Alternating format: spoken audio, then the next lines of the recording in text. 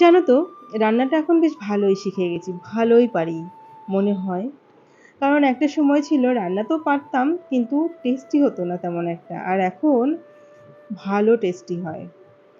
এখন মাথার মধ্যে এরকম আসে, কোনো একটা ডিশ যদি রান্না করতে ইচ্ছে করে, কি কি প্রয়োজন সেটাকে টেস্টি করার জন্য, সেটা অটোমেটিক্যালি সামনে চলে আসে একটা লিস্টের মতন, যে এটা এটা দিলে এই ডিশটা খুব ভালো লাগবে খেতে।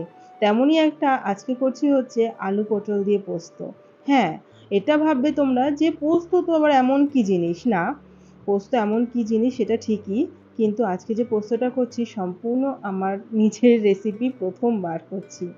আলু পটল দিয়ে এরকমভাবে পোস্ত একটু ঝোল ঝোল টাইপের খাওয়া হয়েছে, বাট আজকে যেটা করছি, আজকে না এখানে আমি পোস্তর সঙ্গে কাঁচা লঙ্কা, একটু নুন, হ্যাঁ পরে আবার একটুখানি তিলও মিক্স করেছিলাম, সাদা তিল।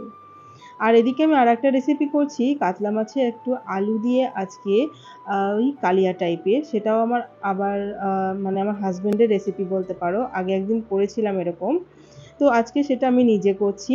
তো এগুলোকে সব কিছু ম্যারিনেট করে রেখে দিলাম, আর এদিকে আলু পটলটাকে একটু কালো জিরে ফোড়ন দিয়ে ভালোভাবে, না অল্প তেলে ভালোভাবে ফ্রাই করে নিয়েছিলাম। তার উপরে এই যে সেই বাটাটা দিলাম, পোস্ত আর তিল বাটাটা।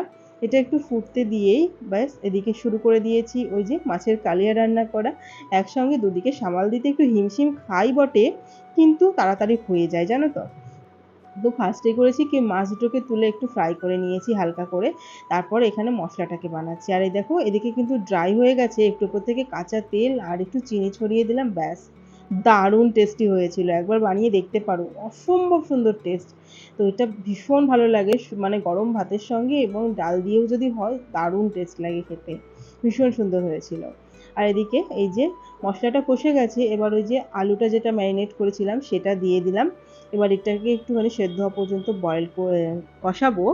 তারপরে এদিকে বসিয়ে দিচ্ছি ভাত, যাতে একবারে আমার ভাতটাও হয়ে যায়, তাতে আমার টাইমটা একটু কম লাগে।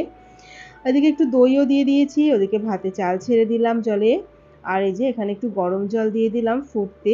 আলুগুলো না ভালোভাবে সেদ্ধ হতে চায় না এখন, ওই জন্য একটু বেশিক্ষণ টাইম লাগে সেদ্ধ করার জন্য। আর ওই যে মাছ ভাজাটা রেখেছিলাম সেটাও দিয়ে দিয়েছি। ওপর থেকে একটু গরম মশলা গুঁড়ো দিয়ে দিলাম, ব্যাস রেডি। ভীষণ ভালো হয়েছিল এটাও খেতে, একদম জানো তো মনে হচ্ছিল যেন আমি হোটেলে খাচ্ছি, এত ভালো লেগেছিল। তো যাই হোক, আমাদের তো রান্নাবান্না কমপ্লিট, এখানে আমি খাবার দাবার নিয়ে এসে খেতেও বসে গেছি। ভীষণ ভালো হয়েছিল রান্না দুটো খেতে। তোমরা কিন্তু বিশেষ করে তোমরা আলু পটল পোস্তটা একবার বানিয়ে দেখতে পারো, দারুণ হয় খেতে।